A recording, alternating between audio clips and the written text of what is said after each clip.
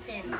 Bilang pangwakas na gusto ko ipaabot sa inyo na at this early, ino-organize na namin yung tinatawag naming BHW movement. No? Hopefully, maging membro kayo dito ng movement na to. BHW, madaling tandaan. Ang ibig sabihin, Beautiful Heart Workers Movement. So, isang kilusan to ng mga taong na-involve sa kalusugan, no? Na-involve sa wellness, no? At naniniwala na ang kalusugan ang siyang kayamanan, no, ng ating bayan, no? Kasi I cannot imagine na tayo umunlad bilang isang bansa kung ang mga tao ay puro may sakit. So ipupush natin yung tinatawag naming Beautiful Heart Workers Movement, isang kilusan na sumusuporta sa sinasabing health is wealth. Health is wealth, no?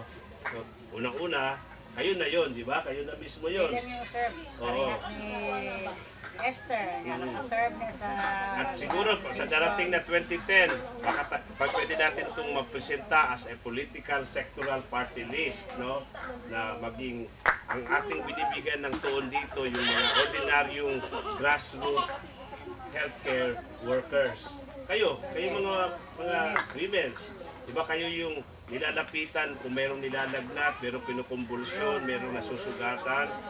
At napakalaking problema, no? Unang-una, kukunti lang ang nakukuha ninyong suporta sa barangay level. Swerte yung iba, recognize sila ng barangay captain, nabibigyan sila ng honorarium, no? As barangay health workers. Pero karamihan talaga ng mga sinasabi nating unsung heroes of the barangay healthcare, walang honorarium, no?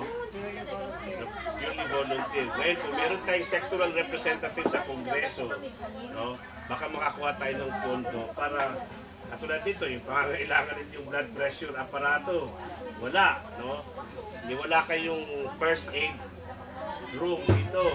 Pero nasimulan na natin with this basic medicine, no, na parang gagawa tayo dito later on na parang Purok Health Station.